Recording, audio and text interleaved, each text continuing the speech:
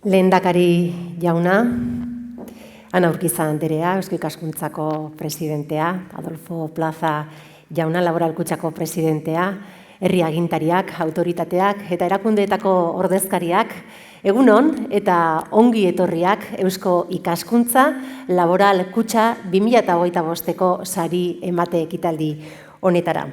Ikusi duzu, aurten estreinatu dugu irudi berria, eguneratua, ausarta, etorkizunera begira dagoena, baina ez da kanpo irudi hutsa. Hausnarketa kolektibo baten emaitza da. Ibilbide partekatua duten bi erakundek balioak ere partekatzen dituztenak, irudi hau erabili nahi dute euren balioak eta egitasmo hau adierazteko. Tresna berria da, baina ez da eten bat, bide luze baten urratsa da, oinarri sendoak dituena eta etorkizunera begira ere eginkizun edo egitasmo amankomun hau batera indartzeko xede duena. Eusko Ikaskuntza, Laboral Kutxa, humanitateak, kultura, arteak eta gizarte zientzien sariak, guztiok ezagutzen dituzue, ez dira edozein sari. Ezagutza, sormena, ekarpen soziala eta giza konpromesua uztartzen dituzten ibilbideak eta proiektuak, ekimenak aitortzen dituzte. Hoy nos reúne aquí en el Euskalduna un acto que va más allá de un simple reconocimiento. Celebramos unas trayectorias que inspiran, que transforman y que suman.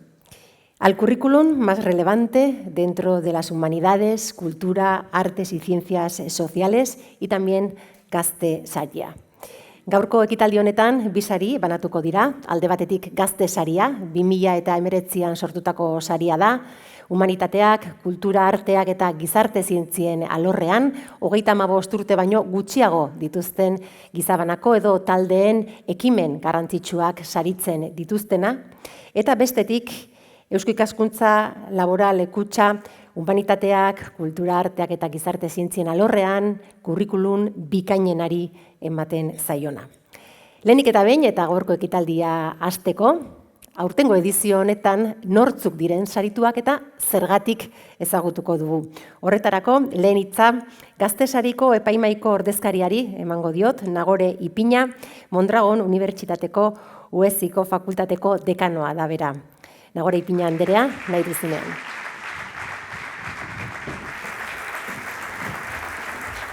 Lehendakari jauna, agintariok, lagunok, egunon. Plazar bada niretzako Laboral Kutxa Gaztea sariaren epaimahaiaren ahotsa holtza honetara ekartzea. Eta sarituaren bidea labur azaltzea. Jon Esnaola Agirre, 2000 urtean jaio zen Tolosan. Eta bere adin gazteaz haratago doan ibilbidea garatzen ari da. Gaur egun musikeneko konposizio ikasketeten azken ikasturtea burutzen ari da eta dagoeneko hainbat sari jaso ditu, bai nazioartean eta bai estatu mailan ere.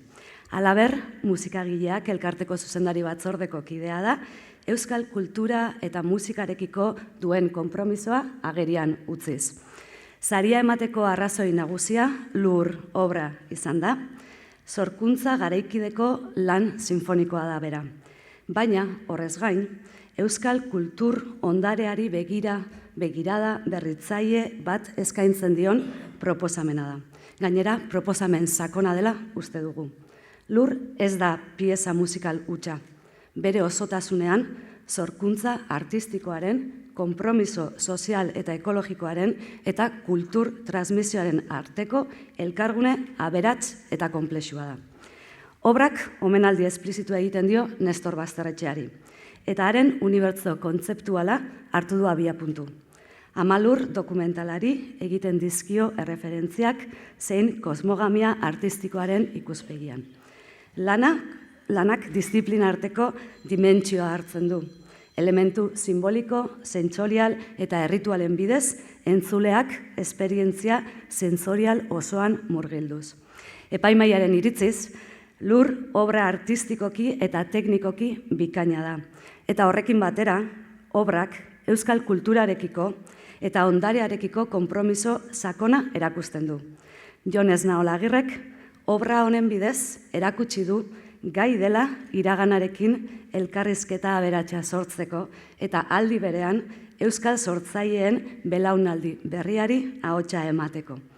Hori guztia kontutan hartuta, 2025ko Eusko Ikaskuntza Laboral Kutxa Gaztea saria Jon Esnaolagirreri ematea erabaki da.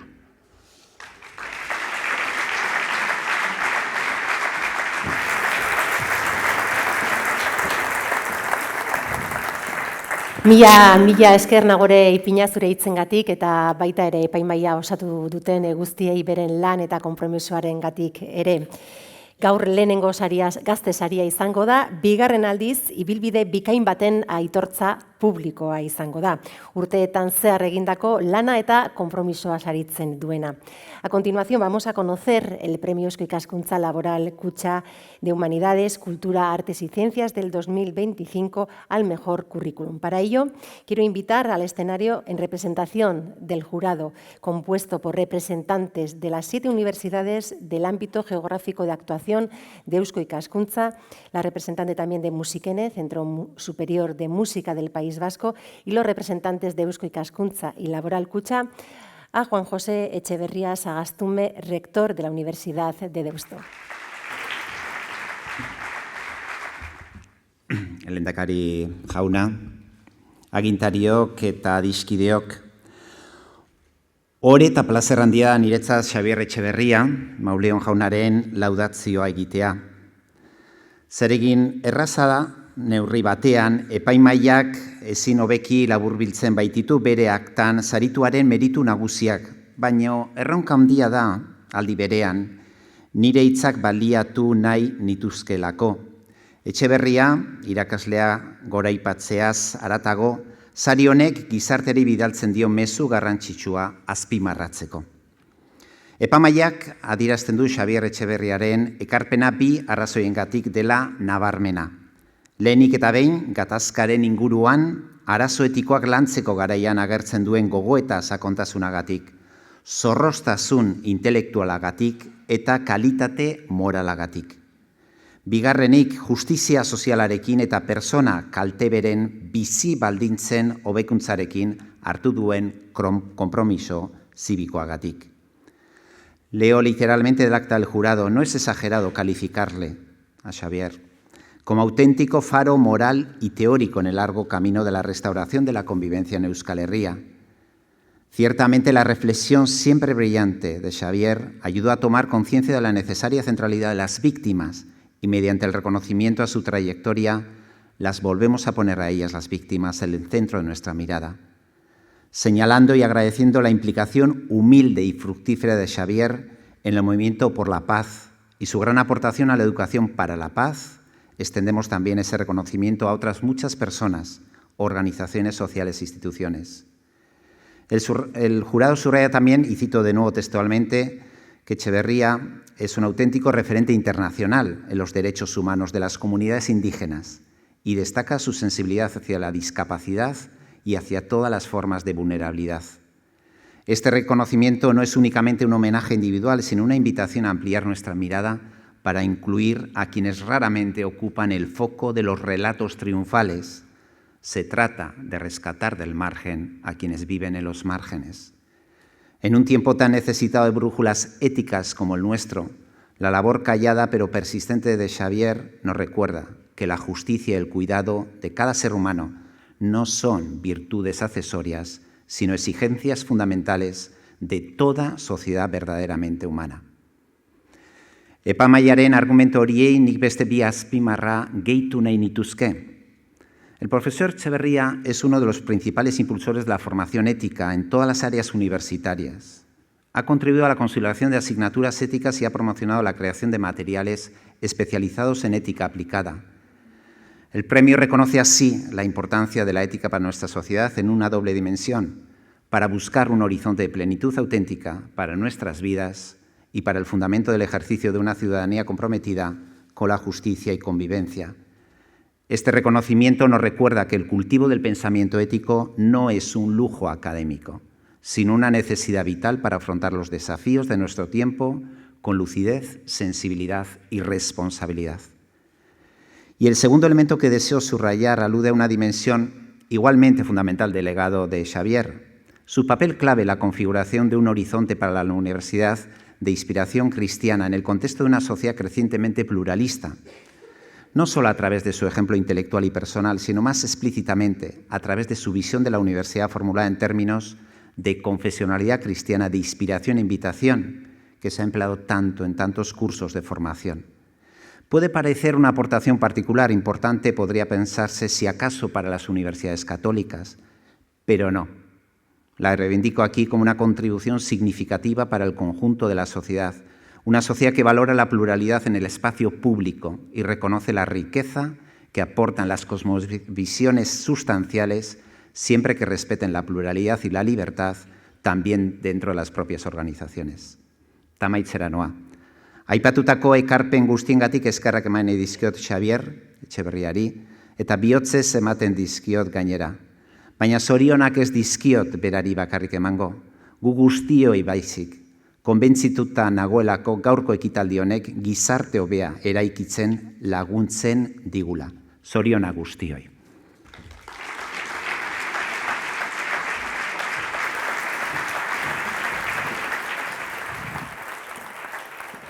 Mila esker zuri Etxeberria jauna, zure hitzengatik, eta orain, Nafarroako gobernuaren izenean hitza hartuko du Javier Arakama jaunak, Euskara Bideko zuzendari orokorrak. Nahi duzunean, zeurea da hitza.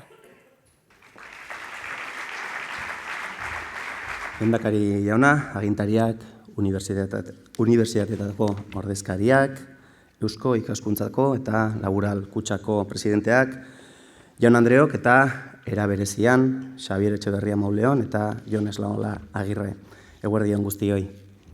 Nafarroako gobernuko Euskara Bidea, Euskararen Nafar Institutuko zuzendaria naizen aldetik, atsegin handia ematen dit ekitaldi honetan parte hartzeak eta horrela humanitateek, zientziek eta ikerketek gure egungo gizartean duten garrantzia azpimarratu ahal izateak. Eusko Ikaskuntzak eta Laboral Kutxak aurtengo edizioan emandako sarietan ongi islatzen den bezala. Nafarroak hasieratik parte hartu izan du Eusko Ikaskuntzan, 1918 geroztik, foru erakundeek bultzada eman diote Euskara, Euskal kultura eta kultura unibertsala sustatzen dituen erakunde honi. Azken urteotan lan bateratu hau, batez ere hainbat ikerketatan oinarrituta eta honako hauek izan ditu ardatz.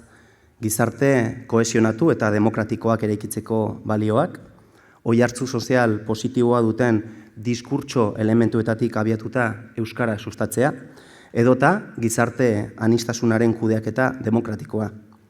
Desde la satisfacción por los frutos que esta colaboración viene dando, es evidente que es necesario seguir profundizando en estas líneas de trabajo en un momento en el que valores como el respeto a la convivencia, la interculturalidad, la integración, la cohesión social y territorial o la lucha contra las desigualdades están siendo cuestionados por una creciente ola reaccionaria, autoritaria, poco tolerante con esa diversidad lingüística, cultural, étnica, racial, ideológica, sexual. En definitiva, una ola cuestionadora de los derechos humanos para todas las personas. Justo lo contrario de lo que representa Xavier Etxeberria Mauleón. Es realmente un placer, paisano, enviarte un gran zorionak y reconocer tu enorme contribución a la defensa de todos los derechos humanos, con los sectores sociales, con las personas más desfavorecidas, siempre en tu pensamiento y en tu quehacer, en lugares y momentos tan complicados o más que el actual. Eskerrik asko bihotzez. Ta zorionak halaber Jon Eslaola Agirreri, zure lur proiektuagatik eta euskal kulturako funtsezko referente historikoetatik abiatuta, begirada originalak sortzeko gai izateagatik. Zubiak eraikitzearekin batera lotura berriak ekartzeko gai izanik, bai belaunaldi ezberdinen artean, bai harremanetan jarri dituzun artean ere.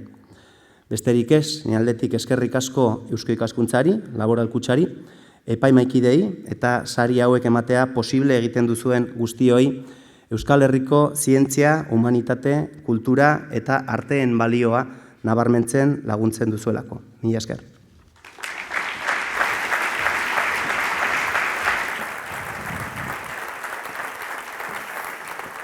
Eskerra unitz, zuri Arakama jauna, eskertzekoa da Nafarroako gobernuaren gertutasun eta babesa ere. Eta jarraituko dugu sari hau sortu zuten eta babesten jarraitzen duten erakundeen hitza entzunez oraingo honetan. Eusko Ikaskuntzaren lehendakaria den Ana Urquiza Andereari eman nahi diot hitza. Nahi duzunean.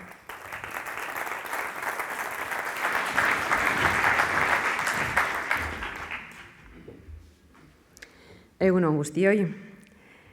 Eusko Jaurlaritzako lehendakari jauna, Eusko Jaurlaritzako bigarren lehendakariorde eta kultura sailburu Andrea, Eusko Jaurlaritzako Zientzia, Unibertsitate eta Berrikuntza sailburu jauna, Nafarroako Gobernu eta Bilboko Udaleko ordezkari jaun Andreak, Laura Alkutxako lehendakari jauna, sariaren epaimaikide jaun Andreak, Xabier Etxeberria eta Jon Esnaola jaunak, zenitartekoak, lagunak, ongi etorriak guztiok. Eusko Ikaskuntzak eta Laura Alkutxak humanitateak, kultura, arteak eta gizarte zientzien saria sortu zuten 1985. Aipatu arloetan gailentzen diren ibilbide nabarmenenak aitortzeko. Eta sari honi esker, 30 urte hauetan, Euskal gizartea sorkuntzaren eta ezagutzaren garrantziaz ohartarazi ahal izan dugu. Xabier Etxeberria Mauleon, filosofian doktorea, Deustuko Unibertsitateko etikako katedradun emeritua, urte luzez etika aplikatuko zentroko zuzendaria izan da. Bere izana, bi ideiek laburbiltzen dutela esan genezake. Hausnarketak batetik eta konpromiso sozialak bestetik. Eta azkena honek 3 hanka dituela esan genezake baita ere. Indarkeria eta bakegintza, gatazkan bizi diren identitate kolektiboak eta bazterketa arriskuan dauden kolektiboak. El profesor Xabier Etxeberria Mauleón, a quien hoy rendimos homenaje, ha realizado una contribución inigualable a la comprensión de los valores intrínsecamente humanos, tales como la justicia, la democracia, el diálogo intercultural y el bien común. La dignidad, que está ontológicamente inscrita en la condición humana, es la capa más esencial de nuestra identidad y sobre ella se manifiesta la pluralidad de identidades que caracterizan el ser humano como animal cultural que somos. Zer da ordea etika gaur. Badakigu etika filosofiaren adar bat dela. Giza portaera gidatzen duten printzipio moralak aztertzen dituela. Zuzena eta okerra bereizteko balio duela. Bizikidetza arauak ezartzen dituela, baina nork hitz egiten digu gaur etikaz? Gaizki ulertutako boterearen, askatasunaren eta eskubideen mundu honetan, egiten dugun lanean eta hartzen ditugun erabakietan, non daude marra gorriak. Norra ausartzen da esatera, zer den zuzena eta zer okerra. Ustez, urkoaren eskubideekin eta askatasunekin tupust egiten dugunean. Nor da txintxarria jartzen duena. Horixe izan da, hain zuzen ere, Etxeberriaren lanaren muina. Hein handi batean, etika aplikatuko zentrotik sustatu eta berraiatu duena. Zuzena izatearen balioa, gaur egunean lanean, errespetuaren, gizatasunaren eta aniztasunaren defentsan. Desde su juventud y hasta el presente, Xabier Etxeberria Mauleón ha mantenido un compromiso activo en la defensa de los derechos humanos. Lo ha hecho en los momentos más dolorosos de nuestro pasado reciente. Lo ha hecho en Latinoamérica, con los pueblos indígenas amenazados por la uniformización cultural y por el sometimiento económico de los poderes hegemónicos. Y lo ha hecho con su trabajo, junto con las minorías sociales en riesgo de exclusión. Ante las nuevas visiones del mundo que pretenden sustituir los vínculos humanos por artefactos y la comunicación personal por conexiones algorítmicas, las llamadas de Xabier Etxeberria a la ética y a la reflexión sobre los valores que nos fundamentan resultan hoy absolutamente perentorias. Esto se debe a que no hay nada más útil ni de mayor valor que el cuestionamiento de lo que somos, nor garen, la comprensión de lo que nos une como humanos, norekin are garen, y el amor a nuestro lugar en el mundo, non eta nola bizi nahi dugun. Esto es precisamente lo que nos ha enseñado la trayectoria de Xabier Etxeberria. Gatozen orain gaztesarira.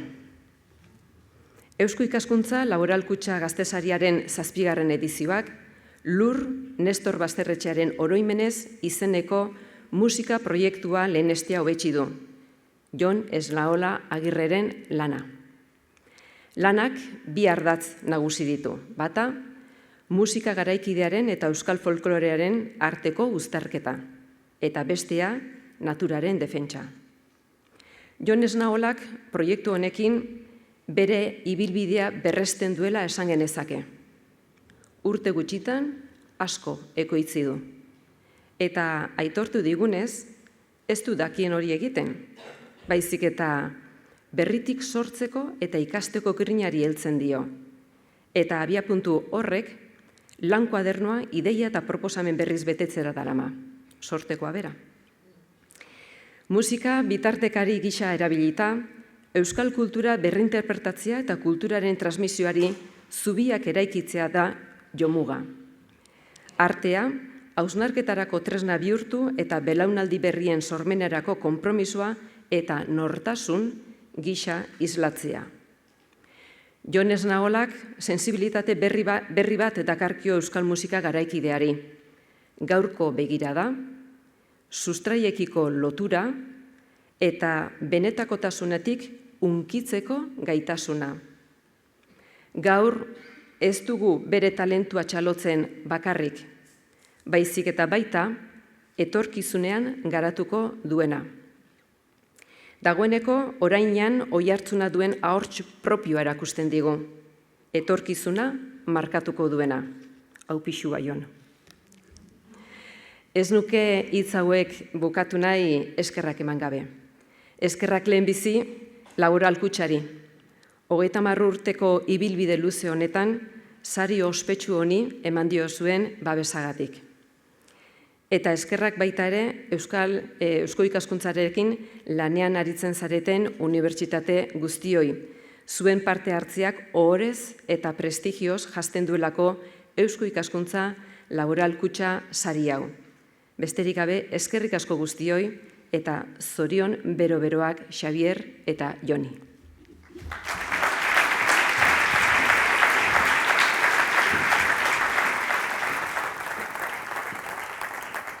Mila esker zuri zure hitzengatik Urkiza anderea. Eta jarraian, Laboral Kutxako lehendakaria den Adolfo Plaza jaunaren hitzak entzungo ditugu. Aurrera.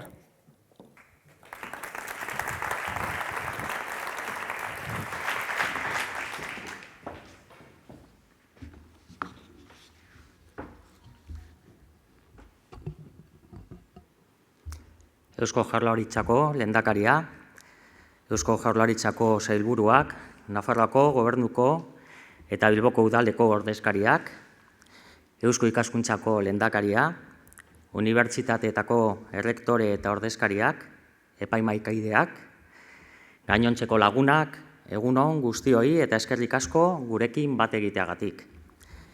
Gaur, Jon Eslaolari eta Xabier Etxeberriari egin nahi diegu merezi duten aitortza.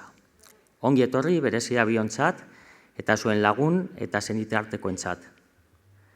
Sari hauek, euren eguneroko lana gizartearen zerbitzura ipintzen duten pertsona, ekintzaileak eta inplikatuak hobeto ezagutzeko aukera paregabea ematen digute.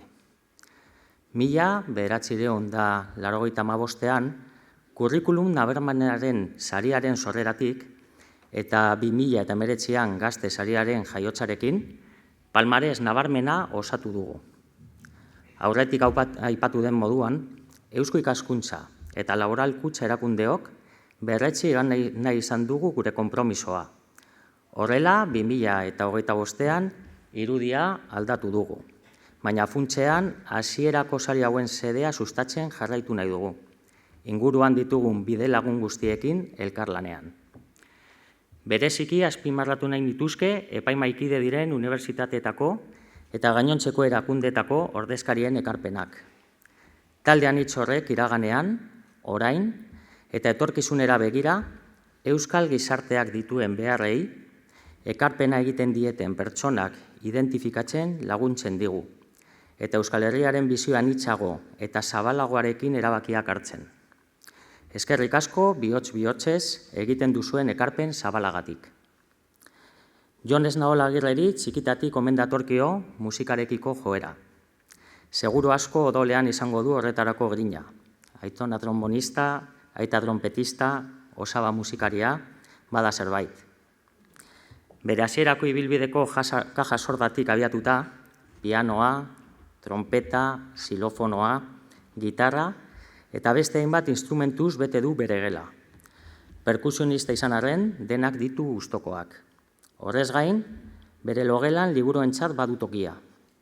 Eskultura ere bere pasioa da, eta jada ibilia Oteiza eta Txidian inspiratuz konposizio lanetan. Baita Rabelen inguruan ere, euskal tradizioarekiko argi izandako hurbilpena aintzat hartuta. Berak emandako elkarrizketa batean entzun dizkion zetasun hauek guztiak, izugarriak iruditu zitzaizkidan. Orain, Lur, Nestor Basterretxearen oroimenez obra entzuteko aukera eskainiko digu. Musikaren bidez, bere obraren bidez, eta orkestra zuzendari eta interpretei esker, bere garaian aitzindari izan ziren pertsonaiak berrikusi edo berrinterpretatzeko gaitasun artistikoa nabarmendu nahi nioke bereziki. Zorionak, Jon. Zure gaztetasunean, erreferente itzela zara. Quiero felicitar también a Xabier Etxeberria Mauleón por su brillante y generosa trayectoria. Hay personas que sin grandes ruidos, pero con su esfuerzo continuo, con su trabajo diario y su compromiso con el propósito personal, son capaces de hacer cosas muy grandes. Una labor social de gran impacto y unas destacadas contribuciones científicas y docentes siempre con una vocación humanista y de hacer un mundo mejor y más inclusivo. Todo ello reconocido al premiado de este año. La ética es fundamental para la convivencia de una sociedad y hoy más que nunca somos muy conscientes de que las conductas que mueven el mundo, también las que hacen temblar al mundo, carecen de un marco en este sentido. Cuando el rigor intelectual y la calidad moral cobran de nuevo una importancia vital en la sociedad, destaca la ausencia de las disciplinas que los trabajan dentro de las listas de las formaciones o carreras a las que se consideran como de futuro, entre comillas. La ética en la educación, la ética aplicada en la investigación de los nuevos procesos sociales y políticos, la ética en la digitalización también, cuestionarnos el cómo y el para qué de las cosas. El día a día del profesor Etxeberria es un claro ejemplo de todo ello. Además de poner las bases de la formación en la Universidad de Deusto, ha establecido guías para otros profesionales y ha sabido salir a la calle y a otros lugares del mundo a convivir y trabajar con colectivos más vulnerables en busca de sus derechos. Como se recogía en el acta del jurado, unas tareas no solo meritorias, sino que absolutamente esenciales en una época especialmente necesitada de principios humanos orientadores. Zorionak eta eskerrik asko Xabier Etxeberria Mauleón, beste erreferente handi bat. Eskerrik asko zuen arretagatik. Mila esker zuri, Plaza jauna, eta ari gara iristen une garrantzitsura, entzun ditugu zergatik eman zaien, saria aurtengo saritue, ibilbide profesionala, beraien merituak entzun ditugu, laudorioak ere, baina sariaren atzean pertsona dago beti, eta pertsonaren inguruan beste zerbait ere bai, norbanako bat, sustraiak, lagunak, bakarrik, ez gara inor, ezta? Hori horrela, sarituaren atzean dagoen pertsonara hurbildu nahi izan dugu. Az gaitezen bada, gazte sariarekin. Jon, horrela ikusten zaitu, itxaron pixka bat, eta begiratu.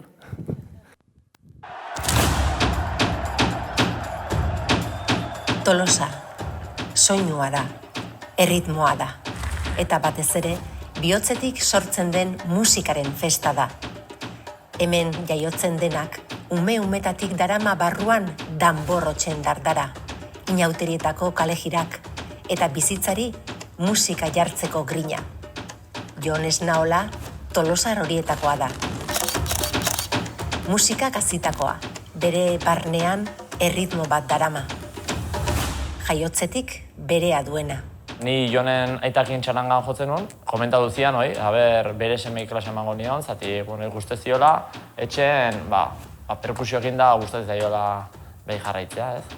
Eta hola hasi zan, etxea etortzen, danborra ikastea. Arritze zitena da zan, holako mutil bat, txarangai behidako ilusio horrekin junda, partiturak da jartzen dizkionen txarangatik kanpo, ikasketa, geroz da, trebezia gehiago ukitzeko, ez? Nola ikastezun egunerokotasunen, eta esaten, ze pena mutil jau baita ere, txaranga batako ez du behar hain beste igual. Baina, eskatzen nion guztia itezun da, hor juntzian urte batzuk. Musikaren grinak erabat harrapatuta, perkusioa ikasi nahi zuela argi zuen, eta Donostiako Francisco Escudero Musika Kontserbatorioan sartzeko froga egitea erabaki zuen. Perkusioko instrumentu guztietatik bakarra zekien jotzen, eta Igorrek lagundu zion azterketarako prestatzen. Azkenen perkusioko frogatan instrumentu desberdina jo behar dira, eta bat, adibidez, timalak dira, ez? Timalak instrumentu handi dira, orkestan da ikusten diana, eta ez genitun. Eta, klaro, ni jartzen ezkion 3 danbor, altura baten hola zutik jotzeko, eta ja teknika ite geno, danbor baten. Ez dut esango zeharo desberdina da, baina oso desberdina da. Eta pixka distantziakin separaduta, eta ikusteko, eta hola juntzan frogara. Bere aleginak ateak ireki zizkion Donostiako Musika Kontserbatorioan. Ondoren, musikenen, eta bere bidea musikaz eta talentuz betetzen joan zen. Recuerdo muy bien su prueba de acceso, llamó mucho la atención porque él se presentaba, entre otras cosas que tocaba, como percusionista que era y que sigue siendo, pues tocaba una obra suya. O sea, que había compuesto una obra para caja llamada Erro y que ya en la propia obra pues, se veía pues, un compositor en ciernes que apuntaba maneras. Konposizioa bihotzetik sartu zitzaion, eta ez da gelditu. Sormena, jakinmina eta lanerako grina lagun obra ugari sortu ditu, eta sariz sari osatu ditu bere ibilbide bikainaren lehen urratsak. Está muy interesado en la música tradicional vasca. Entonces, parte muy importante de las obras que ha ido realizando se han ido materializando, sobre todo en relación a eso, ¿no? A cómo tratar un material musical preexistente y cómo adaptarlo a tus propias creaciones. Musikak bidea eman dio, baina Jonek bere nortasuna jarri dio bide horri. Eta gaur, entzuten dugun doinu bakoitzean, bada zerbait Tolosan sortutako danbor hotsetatik.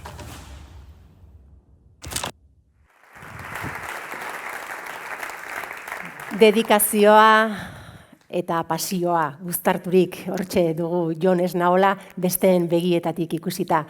Jon, orain bai, orain zeurea da hitza, beraz, probestu ezazu, orain sariak iradokitzen dizun hori gurekin partekatzeko.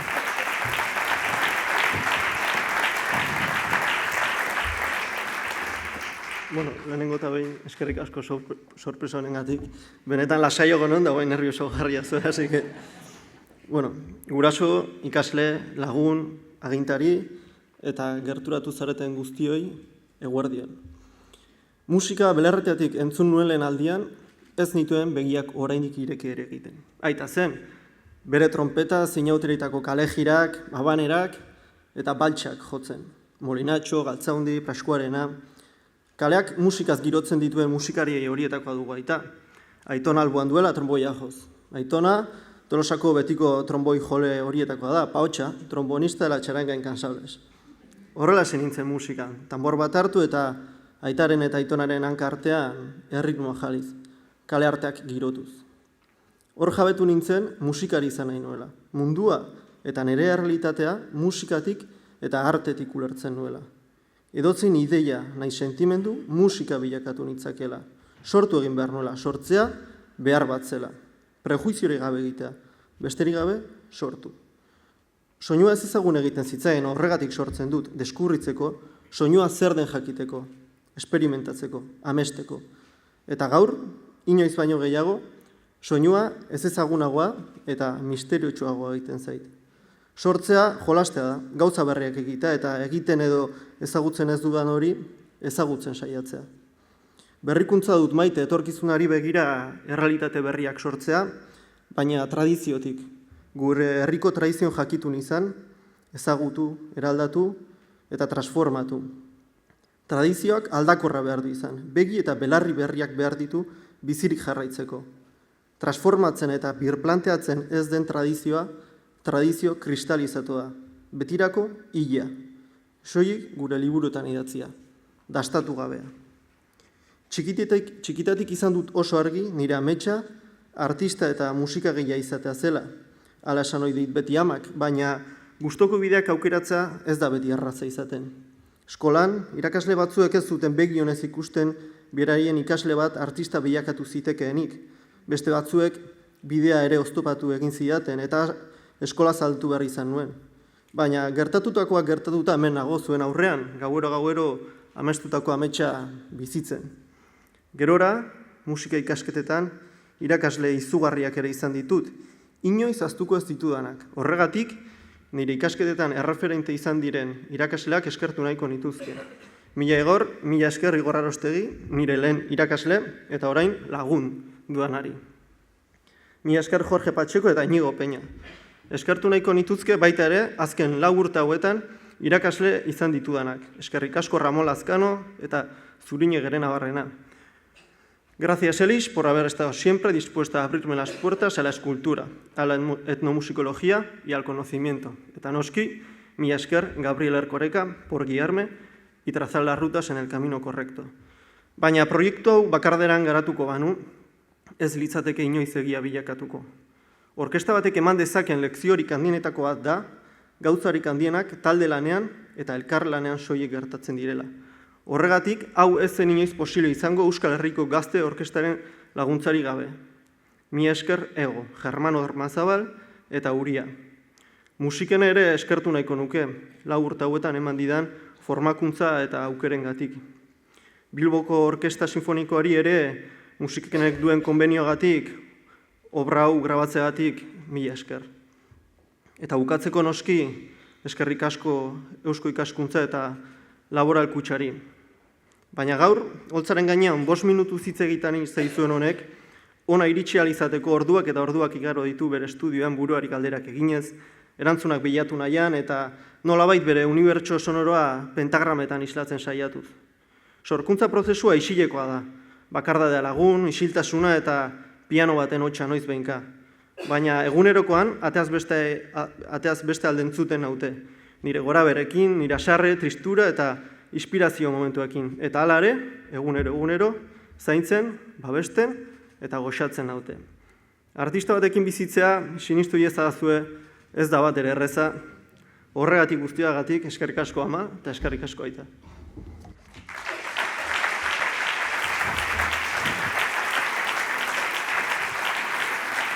Mila esker zuri, Jon, hitz ederroiengatik. Eta orain, saria jasotzeko unea da, beraz, eskatu nahi diet Laboral Kutxa eta Eusko Ikaskuntzako presidentei ona igo daitezen.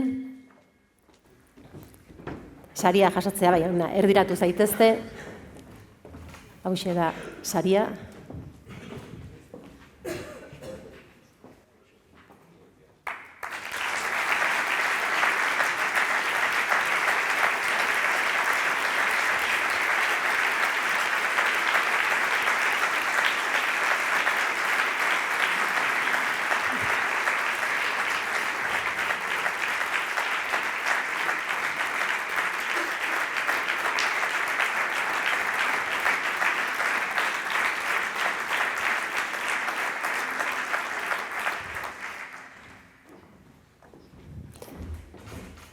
Zorionak, Jon Esnaola Agirre, ongi merezitako gazte sari horrengatik. Goazen bada hurrengo sarira, Xabier Etxeberriaren ibilbidea askorentzat ezaguna da, hemen ere entzun dugu, irakasle, pentsalari, giza eskubideen aldeko ekintzailea, baina gaur horretaz haratago ere jo nahi dugu. Eta begirada hurbil bat eskaini nahi dizugu, Xabier. Aurrera bada, gure begirada. Xabier Etxeberria nació en Arróniz, un pequeño pueblo navarro. De niño aprendió lo esencial, el valor del respeto, del trabajo, del silencio compartido. Desde joven buscaba sentido en las preguntas difíciles. La ética, la justicia, la fe eran más que ideas, eran compromiso. Un viaje a Latinoamérica fue clave. Allí conoció la teología de la liberación. Allí aprendió que la fe también habla desde el barro, desde el hambre, desde el dolor y la esperanza. Urigoiti se convirtió en su hogar, un caserío con las puertas abiertas. Allí, junto a Nekane, compartieron vida, pensamiento y muchas veces también consuelo. Urigoiti fue el escenario de una vida coherente, pensamiento y acción unidos. A lo largo de su vida, Xabier ha vinculado su pensamiento a la acción desde múltiples frentes: universidades, movimientos sociales, asociaciones, colectivos por los derechos humanos y comunidades en América Latina. La ética profesional significa el saber tiene exigencias. En el caso de Xabier, tiene exigencias para hacer el mundo más acogedor, sobre todo para aquellos colectivos que viven en condiciones desfavorables, como las víctimas o los que tienen alguna discapacidad. Xabier bezalako personak behar ditugula gure gizartean, zergatiken gizonak oso argia direlako, oso persona argia dalako, nolabait faro bat bezala, nolabait erakutsiko digunan nondik jun behar dugun, nondik ez dugun jun behar, eta niretzako hori importantea da, berak gauzak oso argi ditulako. Xabier izan da ene bizitza arlo profesionalean, baita arlo pertsonalean ere erreferente bat.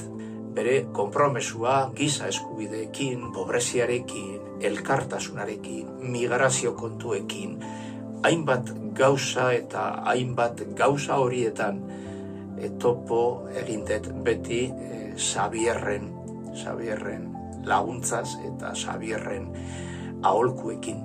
La textura humana, muy importante, es la amistad, es el cuidado, es la humanidad. El trato con Xabier significa que discrepancias puntuales no menoscaban la amistad, sino que a la vez la refuerzan.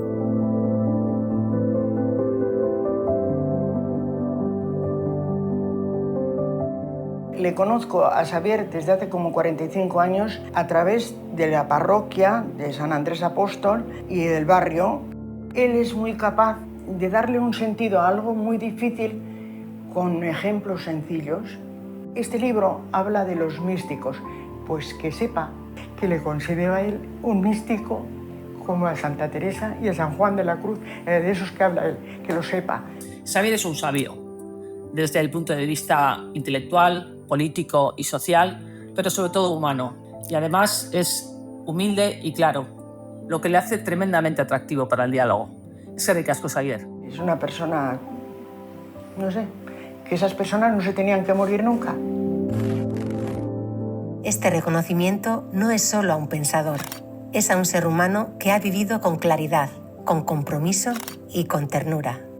Zorionak, Xabier, eta mila esker.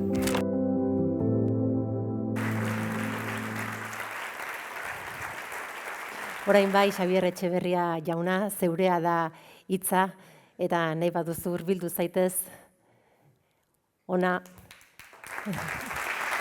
Eusko Ikaskuntza, Laboral, Kutxa, Humanitateak, Kultura, Arteak eta Gizarte Zientzien 2025ko sariduna.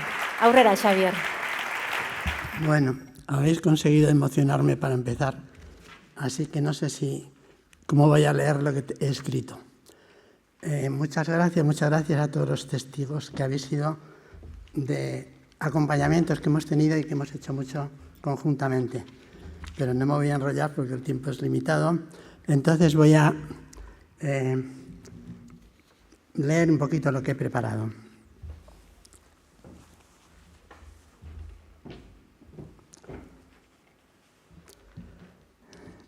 Eusko Jaurlaritzako lehendakari jauna eta Nafarroako Euskara Bideko zuzendari orokorra jauna, eskerrik asko ekitaldi honetan zuen presentzia aktiboagatik. Eusko Ikaskuntzako lehendakari Andrea eta Laborakuntzako lehendakari jauna, mila esker saria niri emateagatik. Unibertsitateetako agintariak eta epaimahaikideak eskerrik asko sarian zuen implikazioagatik. Ordezkari instituzionalak inplikatu nahi zen hainbat erakundeetako kideak hemen daudenok, senideak, lagunak, biziki eskertzen dizuet hemen egoteagatik. Agradezco muy sentidamente a Eusko Ikaskuntza que, al argumentar por qué me ha adjudicado el premio de este año, subraye dos aspectos: que mi reflexión en el campo de la ética y los derechos humanos está estrechamente ligada a mis compromisos educativos y cívicos, y que entre estos son especialmente destacables los que implican a tres colectivos: el de las víctimas de la violencia e intencionalidad política, el de los pueblos indígenas de América Latina y el de las personas con discapacidad intelectual. Es a partir de este subrayado como voy a trabar mi intervención ante todos ustedes.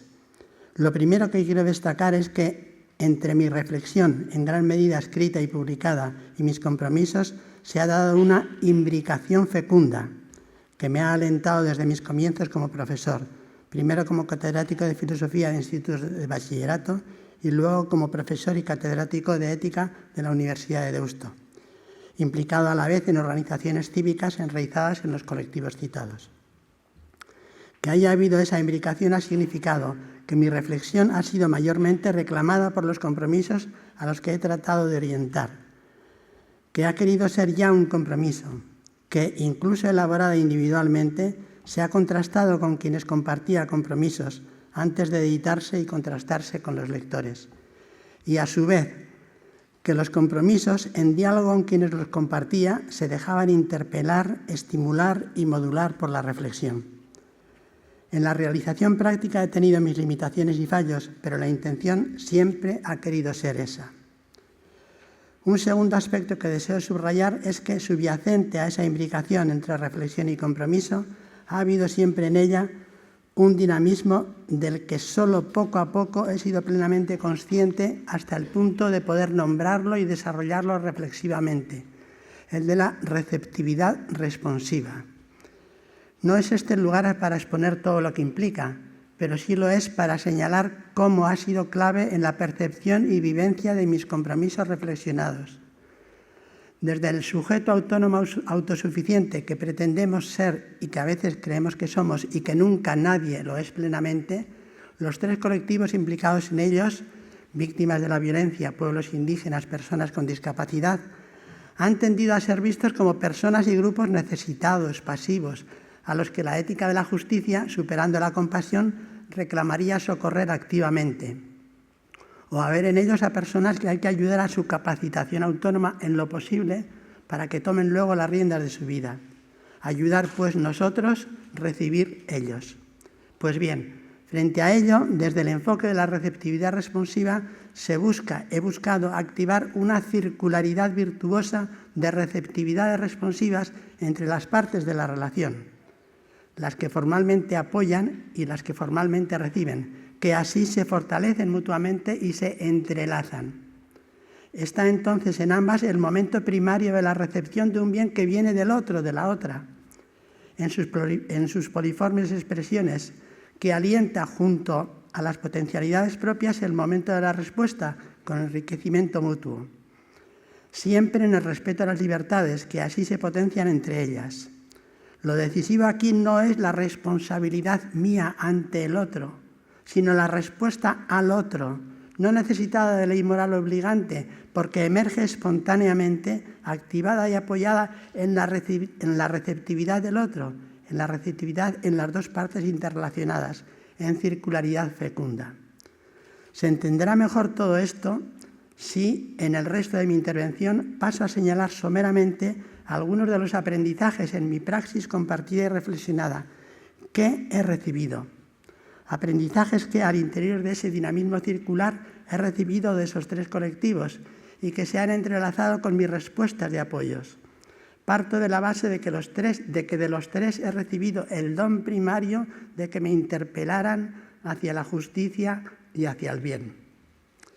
Biográficamente, mi compromiso por la paz frente a la violencia, en el marco del movimiento por la paz, muy pronto definido en su expresión no violenta y concretado en la educación para la paz, fue el primero. Acabó focalizándose contra la violencia de intencionalidad política, terrorismo y otras, decisivamente en el contexto vasco, posteriormente también ya madurado en Colombia.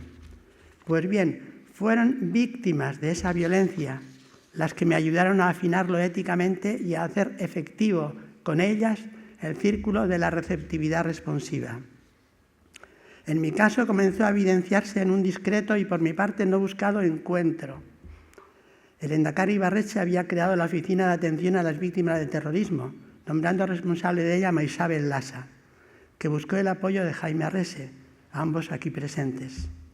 Sorpresivamente para mí, de quien solo sabían quizá lo que yo había expresado sobre la violencia terrorista en artículos de opinión en la prensa, me pidieron verme en la universidad, ellos vinieron a mí, para plantearme una colaboración.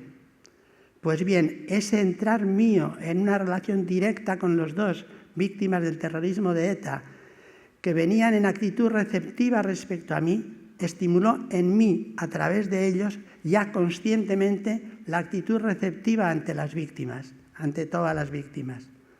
Mi hasta entonces confuso círculo de receptividad responsiva quedó clarificado y asentado, y se constituyó en guía de mi acción reflexionada, que cuajó en cuestiones claves como esta, que se las debo a esa receptividad con las víctimas. Primera, que la focalidad en los compromisos por la paz no había que ponerla en la violencia en sí, sino en sus víctimas, en las que esa violencia muestra de verdad lo que es, revelando por contraposición la justicia que reclama para ellas. Segundo, que los protagonistas decisivos son también las víctimas, en entrelazados solidarios que nos imbrican con ellas. Y tercero, que víctima vulnerable, vulnerada no es sinónimo de fragilidad, pues es capaz de alentar una extraordinaria fortaleza reivindicativa y formativa, como así lo han demostrado. Evidentemente, mi responsabilidad, unida a la de otros, debía tener alcance sociopolítico, en mi caso prepartidario. Y eso es lo que posibilitaron mi arraigo en organizaciones como Gesto por la Paz y Baqueas, y el apoyo de la Consejería de Educación para la Iniciativa de Víctimas Educadoras. Os agradezco a representantes de ellas que estéis aquí presentes, porque mis compromisos con sus conexiones reflexivas, ligadas también al Centro de Ética de la Universidad de Deusto, se han ensamblado con los vuestros. Paso ahora a dar cuenta de mi segundo compromiso, con y a favor de los que aquí estoy destacando, con y a favor de los pueblos indígenas, grandes víctimas históricas de la violencia conquistadora y colonizadora, también grandes resistentes en la reivindicación de su identidad.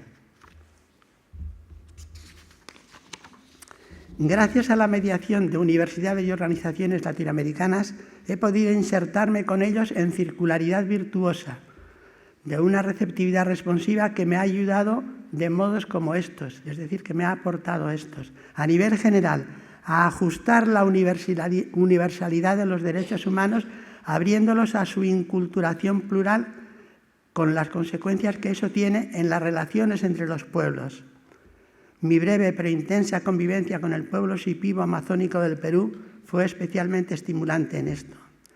Y a nivel específico, por citar solo dos ejemplos relevantes, me ha ayudado, primer ejemplo, a afinar el sentido y alcance de la justicia restaurativa por la que he trabajado, al poner en diálogo nuestro enfoque intersubjetivo entre víctima y victimario, amparado por el Estado, con el enfoque comunitario de los pueblos indígenas, algo que pude dialogar con comunidades cheltales de Chiapas. Y, segundo ejemplo, a aprender nuevas formas comunitarias de no violencia, como las del pueblo Nasa en Colombia, frente a la violencia contra ellos, a la vez de los paramilitares, del ejército y de las FARC.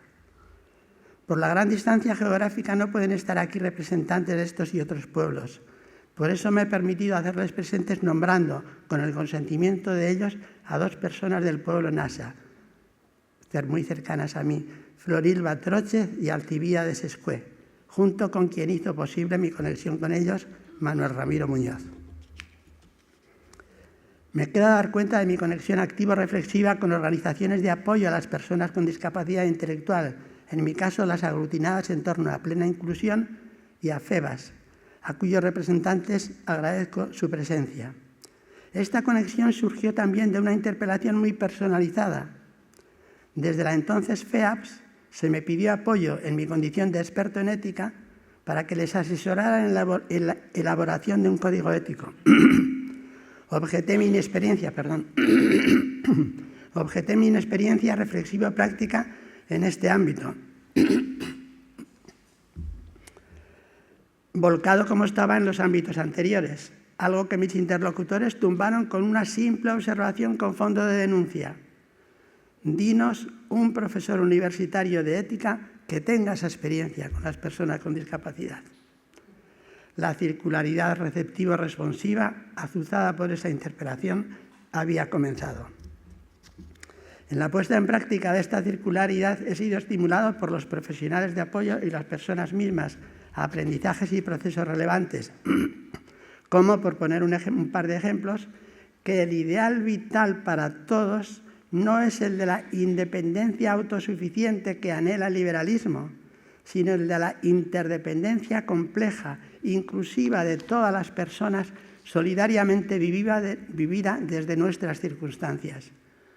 O como que la dimensión aretológica, esto es virtuosa, la ligada a nuestros modos de ser y de relacionarnos, y la teleológica, conexionada con los proyectos vitales, son también decisivas en la realización y vivencia de lo ético, imbricadas, por supuesto, ya sin unilateralizarla, con la dimensión deontológica de deberes, derechos, de autonomía y justicia, tan relevantes socialmente hoy en día.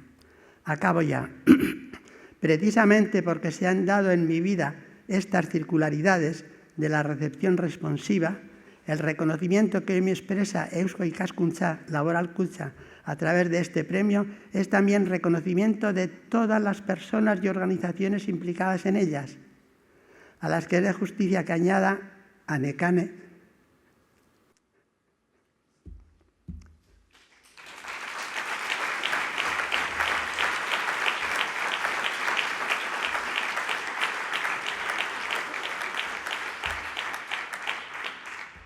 mi compañera en su sentido más denso en todos mis compromisos, y a mi familia y amistades, aquí presentes bastantes de ellas, que han apoyado afectiva y efectivamente esos compromisos. Bidezkoa da nire aldetik horrela aitortzea, hemen zuen guztien aurrean.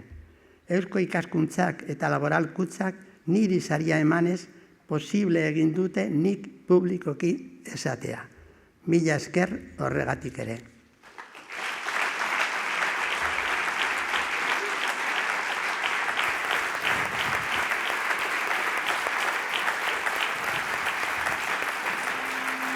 Eta orain Xabier Etxeberriari saria emateko Eusko Ikaskuntza eta Laboral Kutxako presidenteak gonbidatu nahi ditut eskenatokira igo daitezen. Orain entrega egingo dizutelako Xabier hemen lortutako saria. Cuando estoy un rato con una postura concreta, para retomarlo me cuesta un poco.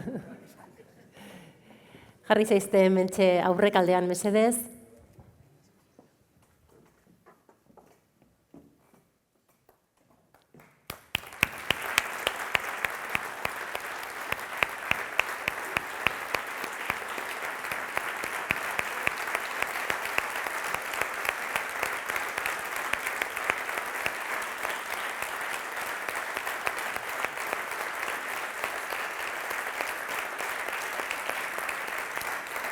Orain Jones Naola ere gonbidatu nahi dut, bi sarituak ere argazkia atera dezaten, Laboral Kutxa eta Eusko Ikaskuntzako lehendakariarekin batera.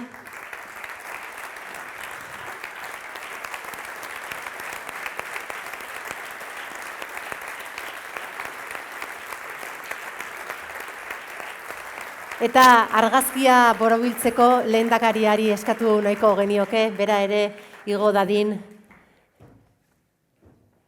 Eusko Ikaskuntza Laboral Kutxa Humanitateak, Arteak, Kultura eta Gizarte Zientzien 2025ko saridunekin argazkia atera dezaten.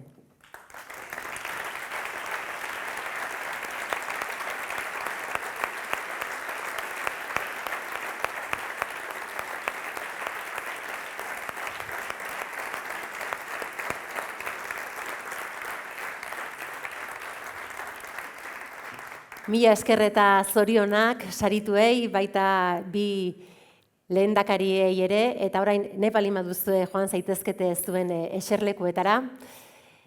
Eta gaurko ekitaldi honi amaiera emateko lehendakaria gonbidatuko dugu, azken hitzak eskaini diezaizkigun ekitaldi hau amaitzeko. Lehendakari ordea, sailburua, Eusko Ikaskuntzako presidentea, Laboral Kutxako presidentea, Nafarroako gobernuaren ordezkaria, Bilboko udaletik ordezkaria, herri agintari eta ordezkariok, Jaun Andreok, egunon guztioi. Joan den astean, zendu zen Jose Azubermendi pentsalari eta idazlea oroituz hasiko naiz. 2012an jaso zuen berak Eusko Ikaskuntza saria. Bere hitzaldian, euskararen konpromisoaren eta lanaren balioa azpimarratu zuen euskal nortasunaren zutabe bezala. Azurmendik bizi osoa eman zuen gure kultura, baloreak eta hizkuntza elikatzen, herria egiten, batzen gaituen sua auspotzen. Bere lana oso lotuta dago Eusko Ikaskuntzaren sorreraren xedearekin, gure herriaren pizkundean eragitea. Herri izaera sendotzea, elkarlanean zientzia, pentsamendua eta euskara bultzatzea. 107 urte geroago, sendo eusten diozue misio horri, 7 lurraldetako euskal gizarteak, gure gizarteak, dituen erronkei erantzun partekatu eta berritzaileak eskainiz. Eskerrik asko. Eskertu egiten dugu gure burua alduntzeko egin duzuen ibilbidea, eta egiten jarraitzen duzuena. Beharrezkoa dugulako bizi ditugun garaiotan. Eta eskertu egiten dugu ere, Laboral Kutxaren babesarekin, urtero, sari hauen bidez egiten duzuen aitortza, belaunaldi arteko zubiak eraikiz, eta gure kulturaren jarraikortasun historikoa irudikatuz. Xabier Etxeberria, 81 urteko arroiztarra, humanitate, kultura, arte eta gizarte zientzia saria. Jon Esnaola, 25 urteko tolosarra, gazte saria, zorionak biei, bihotz-bihotzez. Ez da erraza, Xabier, zu bezalako pertsona baten ibilbidea esaldi gutxitan labur biltzea. Pentsalari, irakasle, divulgatzaile, akademiko, baina hitz bakarra aukeratu beharko banu, hauxe da, eragile. Bakearen, elkarbizitzaren eta justizia sozialaren aldeko eragile. Biktimen, sufritzen dutenen eta ikusezinak direnen aldeko eragile. Giza eskubideen pertsona ororen duintasunaren eta etikaren aldako eragile. Eragile, pentsamendua eta ekintza uztartu dituzulako, busti zarelako, garai gogorretan ere. Konpromisua, ezagutza, asmoz eta jakitez. Xabier, seguramente muchas veces te habrán dicho aquello de ¿para qué sirve la filosofía? ¿Para qué sirve la ética? La propia pregunta, el hecho de que se cuestione con frecuencia el valor y la enseñanza de estos saberes, es la mejor prueba de que los necesitamos más que nunca. La ética remite a los ideales y valores que compartimos como comunidad: dignidad humana, justicia, respeto, convivencia. También a los derechos y a los deberes que tenemos en nuestro día a día para hacer realidad esos ideales. Ahí se construye, como dijiste hace muy poco, el vínculo humano que nos cohesiona y nos une realmente frente al algoritmo desconectado. La reflexión ética que siempre has defendido debe guiarnos para fortalecer la democracia y para gestionar también la complejidad de los grandes desafíos que afrontamos como sociedad.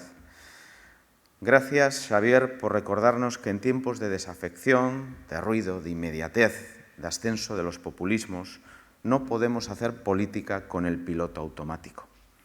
Que necesitamos salir de la vorágine partidista y encarar los dilemas ligados a la búsqueda del bien común. Que tenemos que plantearnos permanentemente en qué medida nuestras acciones y palabras responden a esos ideales que compartimos como comunidad.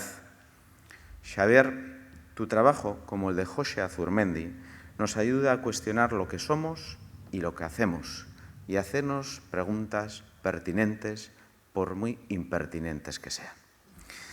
En eso consiste el pensamiento libre y crítico, en levantar la cabeza de la rutina diaria y hacernos esas preguntas complejas, incómodas y nuevas, escudriñando nuestras contradicciones. Asumiendo que no somos dueños de una verdad absoluta, que nada es blanco, que nada es negro, pero que hay una verdad compartida que debemos alimentar y reconociendo también que no lo hacemos todo bien. Nos corresponde a todos impulsar un debate abierto, ser autocríticos y aceptar puntos de vista que ponen en duda nuestra visión y nuestras actuaciones. Zorionak beste behin eta eskerrik asko arlo horretan egin duzun ekarpen zoragarriagatik. Jon, zure lanak gure kultura eta gure ondarea zabaltzen ditu, euskal folkloreko elementuak abanguardiaren prismarekin eraldatuz. Iragana aztertu eta etorkizunera proiektatzen duzu. Gure instrumentuei, ohiturei, dantzei, ikuspegi musikal berriak ematen dizkiozu. Tradizioa berpiztuz, zuk esan duzun bezala, eta etengabe berrituz. Bizia ematen diozu batzen gaituenari. Basterretxea bezalako eskultore handien hausnarketak eta kezkak partiturara eramateko ariketa egiten duzu. Belaunaldi eta ikuspegien arteko zubi berriak eraikiz. Aurre iritzi bidegabeak apurtuz. Ate joka datorren talentu artistiko gaztearen erakusgarri on bikain bat zara.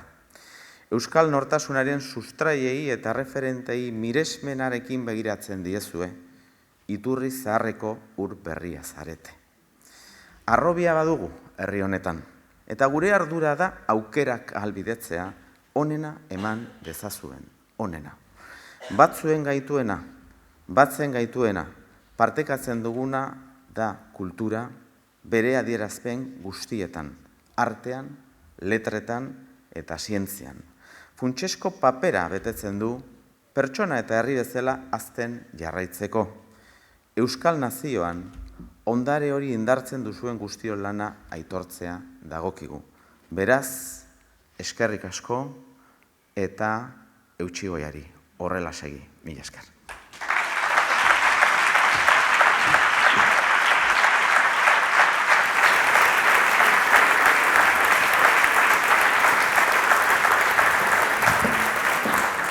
Honen bestez bada eta lehendakariaren hitzekin amaitutzat emango dugu gaurko ekitaldi hau. Zorionik beroenak, sarituei bai Jon Esnaolari eta baita Xabier Etxeberriari ere, lehendakariak aipatu duen bezala, etengabe berritzen doan urak, bustitzen gaituzten erreka eta itsasoak jarrai dezala gure arima betetzen, bai etikaren bidez, baloreen bidez eta artearen bidez ere, beharrezkoak bai ditugu eta guztiak. Orain baina eta kanpora irten aurretik argazki bat egiteko eskatu nahi dizuet eta ona gerturatu zaitezten. Hasi lehendakaria, lehen lehendakari ordea, Juan Jose Etxeberria, Amaia Arregi, Adolfo Plaza, Jon Esnaola, José Ignacio Pérez Iglesias, Javier Arakama eta Vicente Atxa, denoi eskatu nahi dizuet igo zaitezten. Mila esker bada guztiei. Eta orain, bai, kanpoan mokadutxo bat hartzeko aukera izango dugu eta elkarrekin tartetxo batean gozatzeko aukera. Zoriona guztiei eta eskerrik asko.